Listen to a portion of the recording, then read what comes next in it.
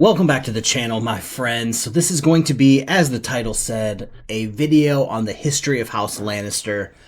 But before we get into that, I have been promising for like the last week a what if story about what if Jon Snow took Stannis's offer of, hey, I'm going to legitimize you and I'm going to give you Winterfell if you help me attack the Boltons.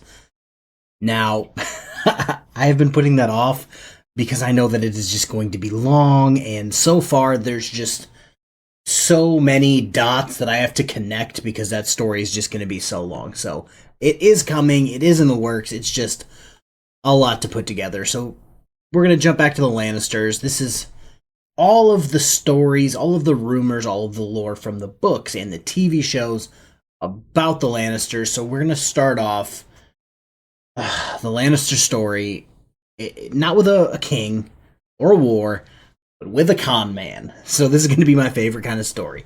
According to legend, there was once a man named Lan the Clever, a trickster with more brains than brawn.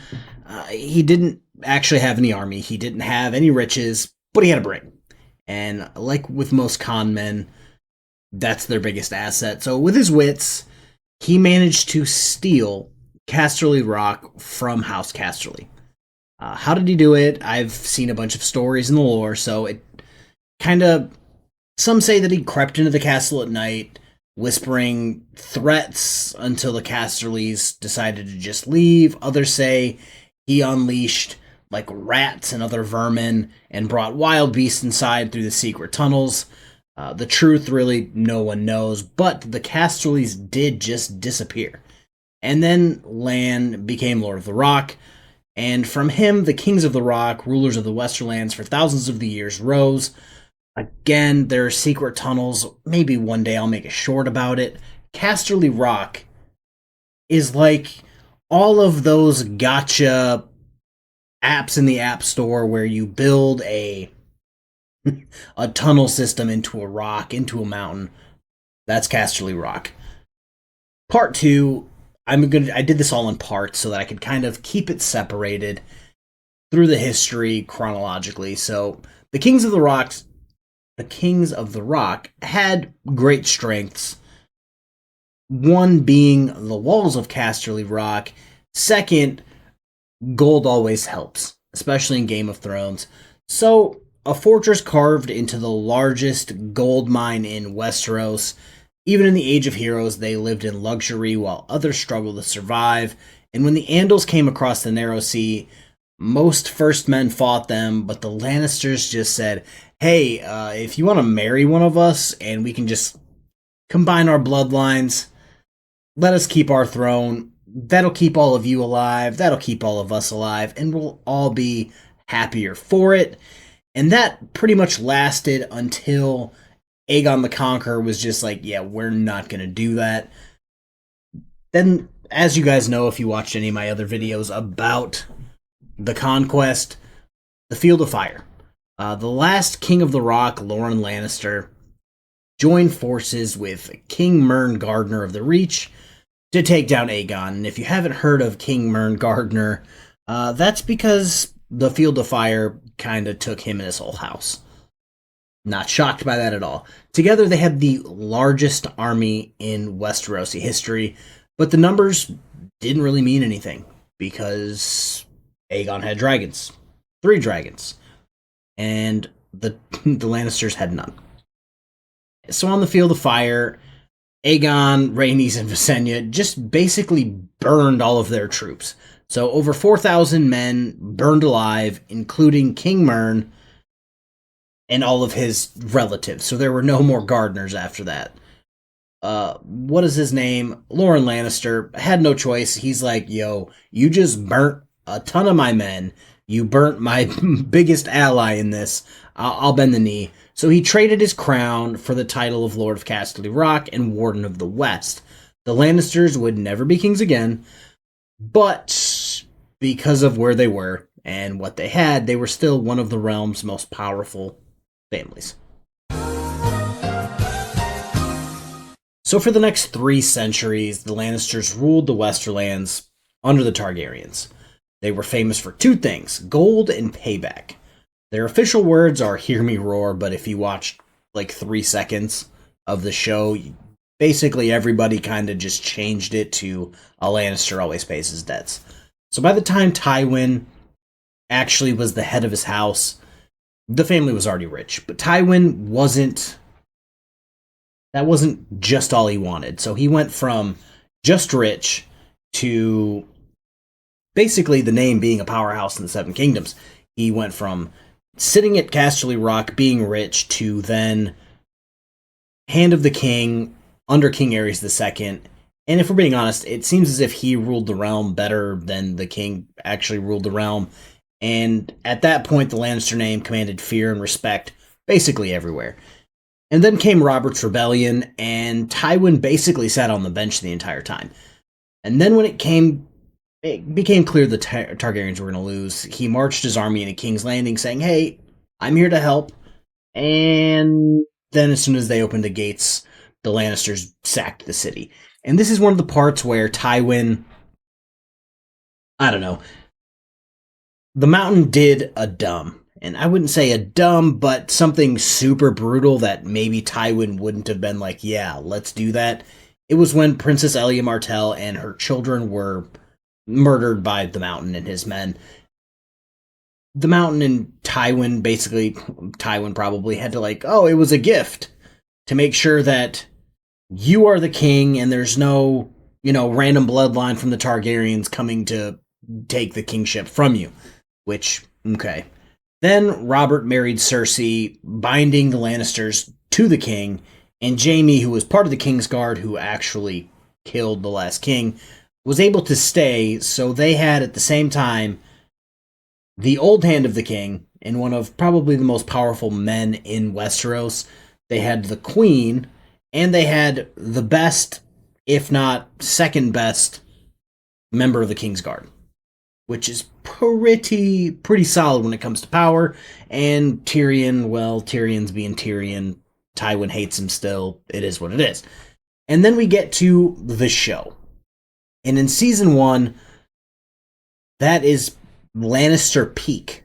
That is prime Lannister. I believe at this point their gold mines probably were no more. They were empty.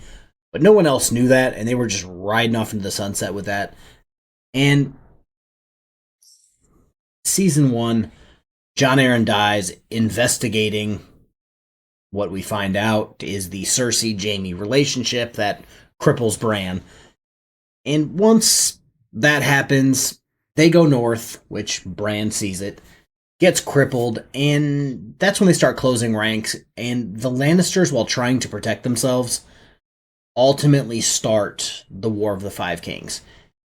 And in season 2, season 2 is season 2. Season 2 is pretty great. The War of the Five Kings may not be going as well for the Targaryens, the Lannisters, as maybe Tywin hoped. Robb's kind of doing some great things. He split Tywin from Jaime. Tywin thought he crushed the Starks, and then turns out it was a small force so that they could capture Jaime. Jaime gets captured. It's not really going well. But Tyrion does keep King's Landing during the Battle of the Blackwater, which, terrific. And then we move on to Tywin's probably most famous move in the show, which is the Red Wedding, which eliminated any threat from the north. And now they all just basically had to worry about Stannis, who was just kind of doing Stannis things. And the further we go in this, the kind of more it goes downhill again for the Lannisters. Joffrey's poisoned. Tyrion is put on trial for Joffrey's poisoning. Tyrion kills Tywin, the man who built everything for them.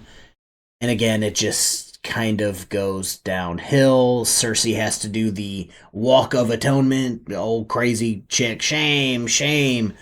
Then she says, all right, I'll raise you.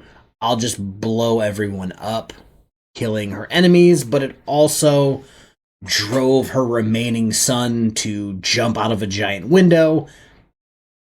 And then Cersei becomes queen because there was no one else. So this is where I don't want to say they're doing great because it just kind of seems like death, king, death, king, death, queen. So she's the queen. And this is where, if you watched the show, there's that really famous drawing of a horse where it's a really good horse at the beginning and it's kind of fallen off in the middle, and then at the end it just turns into a stick figure. This is that. She aligns with Euron Greyjoy, clinging to whatever power she can as Daenerys Targaryen lands in Westeros. And then that's probably the giant cog that messes everything up for the Lannisters. So when all of this happens, Daenerys gets involved with Jon Snow, the Battle of Winterfell happens, all that stuff. So Jaime left when he realized, oh, you showed us this crazy thing that's coming for everyone, and your plan is to just sit and do nothing. Okay, cool. Yeah, I'm gonna go do that. So he was at the Battle of Winterfell. And yeah, she kind of took a gamble that the White Walkers were going to wipe everyone out, and instead, everyone being a strong word, lives, and now Cersei's just enemy number one because she could have saved a ton of people by sending her troops, and instead, she just did nothing. Cersei died, Jaime died. There's probably more Lannisters out there, but in the grand scheme, like, it's just Tyrion. Let's call him the last lion. That's his cool that's his cool thing. He's gonna get a cool northern nickname. So by the end, House Lannister was just an absolute shell of its former self. The main characters that started this show are gone, dead. Tyrion is alive, but he serves the king with nothing. He has no more gold. It's basically the Golden Lion exists, but they're no longer the predator that they used to be, if you will. And that's probably not the best. But that is the video. Hopefully you guys enjoyed this from start to finish. I think I didn't cover the terrible trip by a Lannister to go take their cool Valyrian steel sword and investigate old Valyria losing their Valyrian steel. I made a whole video on Valyrian steel, which I included that. I don't think I included it in this video for that reason, but that was it. So from Land the Clever's tricks to Cersei's wildfire to the Lannisters building a dynasty on gold, and then at the end it wasn't dragons, it wasn't armies, it was just them destroying themselves over and over and over again. But that's it. Hopefully you guys enjoyed it. I'll start working on the next video that may or may not be if Jon Snow took Stannis' offer up. That may or may not be it, but have a good rest of your weekend, guys. Peace.